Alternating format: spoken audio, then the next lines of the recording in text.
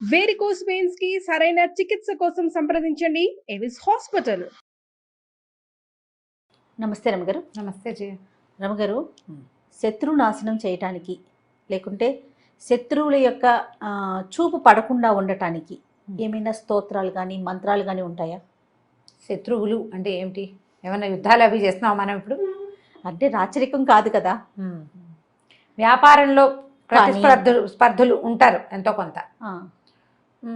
వాళ్ళకేవో ఉంటాయి. బిజినెస్లో ఏదైనా రైవలరీ ఉండొచ్చు.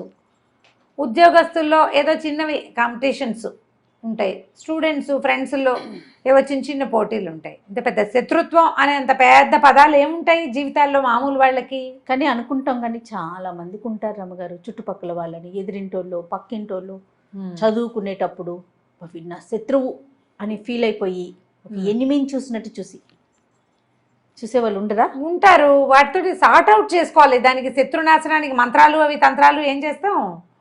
సార్ట్ అవుట్ చేసుకోవాలి. గిలికజాలు పెట్టుకుని మనం దాన్ని పెంచి చేసుకుని చిన్న చిన్న వాటి మనమే 90% శత్రుత్వాలన్నీ కూడా చిన్న ఇచ్చిపుచ్చుకునే ధోరణి లేక మొదలవుతాయి జయ.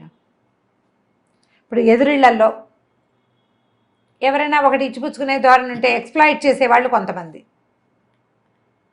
తర్వాత అవతల వాళ్ళలో ఏదైనా లూప్ హోల్ కనపడితే మనం వెతికే ధోరణి, దాన్ని పెంచి పోషించడం, దాన్ని నలుగురికి చెప్పడం, అక్కర్లేని మాటలు మాట్లాడటం, వాళ్ళు ఏదైనా తగాదా పడుతుంటే వెళ్ళి వింటాం, కింద వాళ్ళకో పక్క వాళ్ళకో ఇంకోళ్ళకో చెప్తూ ఉంటాం. మనమే తీరి కూర్చుని తెచ్చుకుంటాం కదా. చిన్న చిన్న గొడవలతో మొదలైతే చివరికి పెద్ద పెద్ద పోలీస్ స్టేషన్ల దాకా వెళ్తారు. మొదటే ఎందుకు సార్టెడ్గా సార్ట్ అవుట్ చేసుకుంటూ ఎందుకుండ్రో అర్థం కాదు. చివరికి శత్రుత్వం మాదే కరెక్ట్, మేమే కరెక్ట్ అనే ఆలోచన ఉంటుంది కదా రమ్మగారు. మేమే కరెక్ట్ కాదు, ఎదుటి వాళ్ళు ఎప్పుడూ తప్పే. అంతే పిచ్చి ధోరణులు జయ. అస్సలు తగ్గరు ఆలోచనే రాదు. ఇప్పుడు శత్రుత్వం అనేంత పెద్ద పదం వాడుకోకర్లేదు, కానీ అకారణంగా కొంతమందితోటి శత్రుత్వాలు ఏర్పడతాయి మన ప్రమేయం లేకుండా. ఇవి ఇప్పుడు మనం చేసుకునేవి. మనమే ఫ్రెండ్స్ తోటి చిన్న చిన్న తగాదాలు పడ్డం, మనమే అబద్ధాలు చెప్పడం, వాళ్ళ గురించి వేరే వాళ్ళకి చెడుగా చెప్పేసేయటం, అవన్నీ బయటపడ్డాక మనకు పోట్లాట రావటం శత్రుత్వం. ఫ్రెండ్కి అప్పు ఇవ్వటం, వాడు అప్పు తీర్చుకుంటా ఎగ్గొట్టడం, మనం 2 సార్లు అడగటం, అడగగానే శత్రుత్వం. పిల్లలు ఇద్దరు కొట్టుకుంటారు, తల్లులు శత్రువులు అయిపోతారు, పిల్లలు కలుసుకుంటారు. ఆఫీసుల్లో ప్రమోషన్ వస్తుంది అనుకుంటే వీళ్ళకి రాకుండా పక్కవాడు ఎవరికో వస్తుంది, అప్పుడు కాస్త దుగ్ధ. ఇద్దరు కలిసి పనిచేస్తారు, క్రెడిట్ ఒకటి తీసుకుంటాడు, అప్పుడు శత్రుత్వం కదా. ఇవన్నీ మనలో ఉన్నటువంటి లోపాలు. వాటిని మనం అధిగమించలేక ఇతరులని శత్రువులను చేసేసుకుని ఆ శత్రుబాధలు పోవడానికి ఏదైనా చేయాలనుకుంటాం. మనం కాదు మారవలసింది, మనం కదా మారాలి. మనం మారితే బాగుంటుంది. కాదు అయినా కూడా మాకేవో ఇబ్బంది, ప్రమేయం లేకుండానే శత్రుత్వం ఉంటుంది కొన్ని చోట్ల. అకారణంగా రోడ్డు మీద చిన్న విషయానికి తగాదా మొదలయ్యేది పెద్ద వ్యవహారం చుట్టుకుంటుంది. ఒక్కొక్కసారి అట్లా అవుతుంది. మనకి జాతకంలో ఏమైనా సమస్యలు ఉన్నప్పుడు. తర్వాత ఇంకొకటి జరుగుతుంది రమ్మగారు, మన ఫ్యామిలీ మెంబర్స్ వల్ల మనకి కూడా వాళ్ళు శత్రువులు అయిపోతారు. అక్కడ మనము శత్రుత్వం కాదు, మనకి వాళ్ళకి ఏమి డైరెక్ట్ గా ఏమి ప్రాబ్లం ఉండదు. ఇంట్లో ఎవరో ఏదో చేసిన దాని వల్ల వాళ్ళతో మనకున్న రిలేషన్ దెబ్బతింటదండి. అలా అవుతాయి. అట్లా కేవలం ఫ్యామిలీ ఒకటవటం వలన అదే అలాగూ వస్తాయి. అట్లాగే వస్తాయి పెళ్లి సంబంధాల వల్ల. ఈ సంబంధం చూస్తారు, పెళ్లి చేసుకుందాం అనుకుంటారు, వీళ్ళు చుట్టాలి, తీరవాడు ఈ పిల్లని చేసుకొని ఇంకో పిల్లని చేసుకుంటానంటాడు, వీళ్ళు శత్రువులు అయిపోతారు. లేదా ఆ పిల్ల వీడిని చేసుకొని అంటుంది. చుట్టాల్లో సంబంధాలు కుదుర్చుకుంటే అదో గోలగా ఉంటుంది కదా. లేకపోతే సంబంధం కుదిర్చిన వాళ్ళు శత్రువు అవుతారు, వీళ్ళు పోట్లాడుకుంటే సంబంధం కుదిర్చిన వాళ్ళు శత్రువులు అయిపోతారు. ఇలాంటివి వస్తాయి జీవితాల్లో. అందరి జీవితాల్లో ఎవరో ఒకళ్ళు ఎక్కడో చోట ఇలాగ తారసపడుతూనే ఉంటారు. ఇవన్నీ మనం సార్ట్ అవుట్ చేసుకోవచ్చు, లెట్ గో చెయ్యొచ్చు. వీటిని సాధ్యమా రమ్మగారు? ఏం చేస్తాను జయ చెప్పు? సాధ్యం కాదు. ఏమిటి చేస్తావు? నీకు సాధ్యం కాకపోయినా రాత్రి అవుతుంది, తెల్లారుతుంది, రోజు గడిచిపోతుంది. వదిలేయటమే అనుకుంటాను నేనైతే. అదే లెట్ గో, వదిలేయటమే. సార్ట్ అవుట్ చేయలేమనుకో, వదిలేయి. అదే లెట్ గో చేయటం. మనం ఎంత ప్రయత్నం చేస్తున్నా ఎదుటి వారి వైపు నుంచి రాకపోతుంది అనుకోండి, ప్రయత్నం చేయటం కరెక్ట్ కాదు కదా. శుద్ధ వేస్ట్ వాళ్ళని వదిలేయటమే. అందుకే లెట్ గో, పో, నీ సావు నువ్వు సావు, నా దారిని నేను పోతా అని మన దారిని మనం ఉండటం. ఎక్కడ ప్రపంచం ఆగదు కదా అనిపిస్తుంది. ఎక్కడ ఆగదు. రాత్రి అవుతుంది, తెల్లారుతుంది, మామూలుగానే అయిపోతుంది. కాకపోతే మనకి తరచుగా ఇట్లా అకారణంగా పెద్దగా మన ప్రమేయం ఎక్కువ లేకుండా అంటే నీ ప్రమేయం ఉండి పోట్లాట వస్తే కాదు నేను చెప్పేది. మనం పాజిటివ్ థింగ్స్, అత్యద్భుతమైన విషయాలు మనం సొంతం చేసుకునేటప్పుడు కూడా మన తప్పు లేకుండా చేసుకోవాలి. మనదే తప్పు లేకుండా, మన ప్రమేయం లేకుండా, మనం సరిగ్గా ఉండి కూడా మనకి ఇతరులతోటి సమస్యలు వస్తూ ఉంటాయి.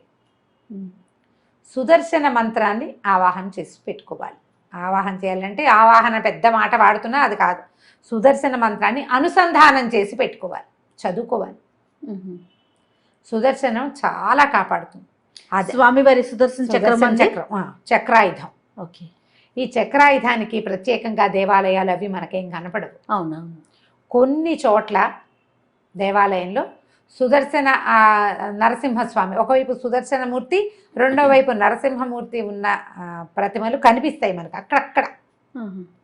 స్వామివారి దేవస్థానాల్లో సుదర్శన చక్రతాళ్వారు మనకి లోపల దర్శనమిస్తాడు. సుదర్శన చక్రం ఉంది ఇక్కడ ఈ దేవాలయంలో. బ్రహ్మోత్సవాలప్పుడు చక్రస్నానం చేయిస్తారు. ఆ సుదర్శన చక్రాయుధాన్ని మన ఆ మంత్రాలు, ఆ శ్లోకాలని మంత్రంగా తీసుకోవద్దు, శ్లోకాలని అనుసంధానం చేసి పెట్టుకుంటే మనకి ధైర్యంగా ఉంటుంది. ఆయన మనకి వెన్నుతోడుగా ఉంటాడు. భగవంతుడిని మనం విష్ణుమూర్తికి సంబంధించిన స్తోత్రాలు చదువుకుంటాం, కానీ దాంతోపాటుగా ఇలా కనుక సుదర్శన షట్కం, సుదర్శన పంచరత్నాలు, సుదర్శన పంచకం కూడా ఉంది, 5 శ్లోకాలు. షట్కం అని 6 శ్లోకాలు ఉన్నాయి. సుదర్శన కవచం, ఇవి చాలా ఎక్సలెంట్గా ఉంటాయి. మంచి టఫ్గా కూడా ఉంటాయి శ్లోకాలు. ఎవరితోటైనా చెప్పించుకుని చదువుకోండి. మీరే స్వయంగా చదువుకోగలిగి కొంచెం 4 సంస్కృత ముక్కలతో నోరు తిరుగుతుందంటే నిదానంగా తప్పులు లేకుండా నేర్చుకుని రోజువారీ చదువుకోండి. ఇతరులతో శత్రుత్వాలు రాకుండా ఉంటాయి. దీంతోపాటు నేను మామూలుగా మేము రెగ్యులర్గా చేసే పంచాయుధ స్తోత్రం, విష్ణు పంచాయుధాలు. స్వామివారికి 5 ఆయుధాలు ఉన్నాయి. మామూలుగా మనకి ఏం కనపడతాయి, శంఖచక్రాలు పట్టుకుని కనిపిస్తాడు. అవును కదా. ఇప్పుడు చక్రం ఆయుధం, ప్రయోగంగా పనిచేస్తుంది. అది శంఖం ఆయుధం కాదు, కానీ యుద్ధ సన్నద్ధిని సూచించే సాధనం. శంఖ చక్రాలతోటే హరి కనపడతాడు మనకి. వీటితో పాటు అయ్యవారు పట్టుకునేది గద ఒకటి కనిపిస్తుంది. శంఖచక్ర గదా పద్మహస్తుడుగా కనిపిస్తాడు స్వామి. పైన 2 ఊర్ధ్వహస్తాలలో శంఖచక్రాలు ఉండి కింద గదా పద్మము పట్టుకుని ఉంటాడు. సాత్విక స్వరూపుడు. ఇది కూడా ప్రయోగ భంగిమలో ఉండదు. చక్రం స్థిమితంగా ఉంటుంది. పద్మం పట్టుకున్నాడంటే స్థిమితంగా నువ్వేదో చెప్పుకో నేను వింటాను అని చెప్తాడు. అయితే స్వామికి ఇంకో 2 ఆయుధాలు ఉన్నాయి. ఖడ్గము, నందకం దాని పేరు. తర్వాత శార్ంగం అనే ఒక విల్లు, శార్ంగాయుధపాణి అని చెప్తారు స్వామిని. విష్ణు సహస్రనామాల్లో శంఖీ చక్రీ చ నందకి వినపడుతుంది. అవును.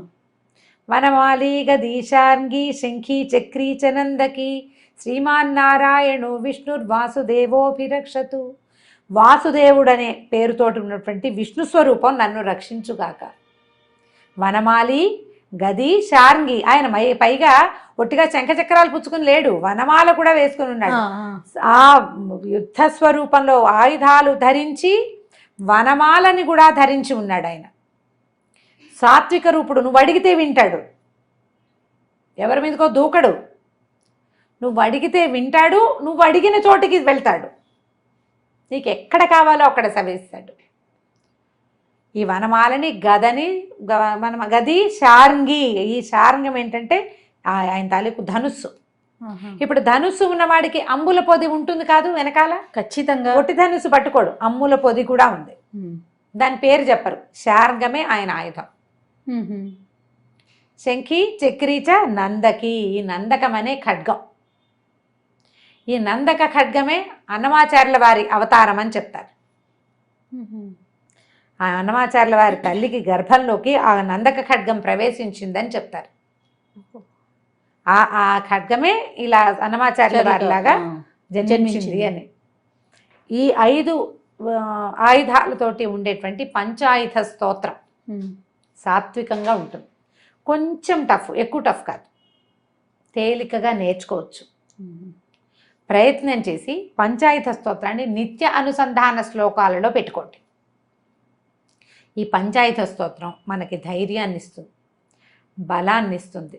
నిద్రలో మెలకు వచ్చి నిద్ర పట్టకపోతే చదువుకోవచ్చు, పిల్లలు బెదిరినప్పుడు చదువుకోవచ్చు, పిల్లలకి తరచుగా అనారోగ్యాలు వస్తుంటే చదువుకోవచ్చు, దిష్టి తగిలింది అనిపించినప్పుడు చదువుకోవచ్చు, అనారోగ్యంగా ఉండి ఆపాటంగా జ్వరాలు అప్పుడు పిల్లలు ఏడ్చి గోల పెట్టేస్తూ ఉంటారు.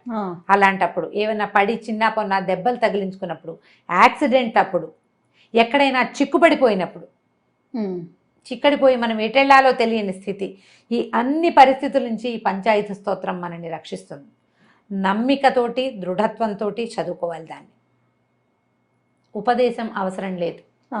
ఎవరైనా గురువు ఉపదేశిస్తే ఉపదేశంగా తీసుకుంటే ఇంకా ఫలితం లభిస్తుంది. నిత్యధారణ ఉన్నవాళ్ళు ఎవరైనా మనకు ఉపదేశిస్తే అద్భుతమైన ఫలితం లభిస్తుంది. నాకు నిత్యధారణే ఉంది, నేను రోజు చదువుతాను. దాదాపుగా నాకు 10-12 సంవత్సరాల వయసు వచ్చినప్పటి నుంచి రోజువారీ చదువుకునే అలవాటు ఉంది. మా ఇంట్లో అందరికీ ఉంది. మా నాన్నగారు చదివేవారు, నాయనమ్మ చదివేది. మా ఇంట్లో ఇప్పుడు నేను ఈ చెప్పినవన్నీ చేస్తాం. అట్లా తెలియదు. చంటి పిల్లలు ఏడుస్తుంటారు క్రాంకీగా, ఎందుకు ఏడుస్తాడో తెలియదు. అప్పుడు కూడా మేము 5 సార్లు పంచాయతీ స్తోత్రాన్ని 5 times చదవడం పద్ధతి. ఇది అలవర్చుకుంటే శత్రు బాధలు అని మనం ఏవిగా భావిస్తున్నామో, మనకి దిష్టి తగులుతోంది తరచుగా, ఇతరులు అకారణంగా మన మీద పోట్లాటకు వస్తున్నారు, అకారణంగా పాయింట్ హైలైటెడ్, గుర్తుపెట్టుకోండి. నువ్వే దూకితే కాదు, నిన్ను రక్షించదు. ఇది ఈ పాజిటివ్ ఎనర్జీ నీకు వెన్ను తోడు, ఎప్పుడు నీకు తోడు అవసరమైతే, నువ్వే కాట్ల కుక్కలాగా పడితే మాత్రం కాదు. యుద్ధకాంక్ష నీకుంటే కాదు. నేను యుద్ధాన్ని కాంక్షిస్తున్నా, మీరు నాకు సహాయంగా రమ్మంటే భగవంతుడు రాడు. యుద్ధంలో ధర్మం ఉండాలి, అప్పుడు వస్తాడు. అధర్మ యుద్ధానికి ఏ పాజిటివ్ ఎనర్జీ మన వెనకాల నుంచోదు. అవునండి, పాజిటివ్ ఎనర్జీ ఎప్పుడు కూడా సరైన దాని వెనకాల నిలబడుతుంది. అప్పుడు ప్రకృతి కూడా అనుకూలిస్తుంది మనకి. ఈ ధోరణితోటి పనిచేయండి. మీ ముందు మీ దగ్గర కయ్యానికి కాలు దువ్వే ధోరణి ఉంటే దాన్ని తగ్గించుకోండి. ఈ స్తోత్రం చాలా సహాయం చేస్తుంది. ఇది చదువుకోవచ్చు. సుదర్శన ఆయుధానికి సంబంధించినటువంటి సుదర్శన షట్కము, పంచకము, తర్వాత సుదర్శన కవచము, సుదర్శన మంత్రము, సుదర్శన మాలా మంత్రము అని కూడా ఉంది. స్తోత్రనిధి అని ఒక యాప్ ఉంది, మనకి ఆండ్రాయిడ్ ఫోన్ ఉంటే కనపడతాయి. స్తోత్రనిధిలో మనకి ఇవి కనిపిస్తాయి. దాదాపుగా తప్పులు పెద్దగా ఉండవు. స్తోత్రనిధిలో బాగానే ఉంది. ఓకే, కొన్నిటికి నేను చూస్తుంటా, ప్రయత్నం చేసి చూడండి. ఇవన్నీ మనకి ఆన్లైన్ కూడా పాడినవి దొరుకుతాయి. అలా సంగీతంగా పాడకపోయినా స్తోత్రంగా చదువుకోండి, ఉపయోగపడుతుంది. ప్రయత్నం చేసి చూడండి. నమస్తే. నమస్తే జయ.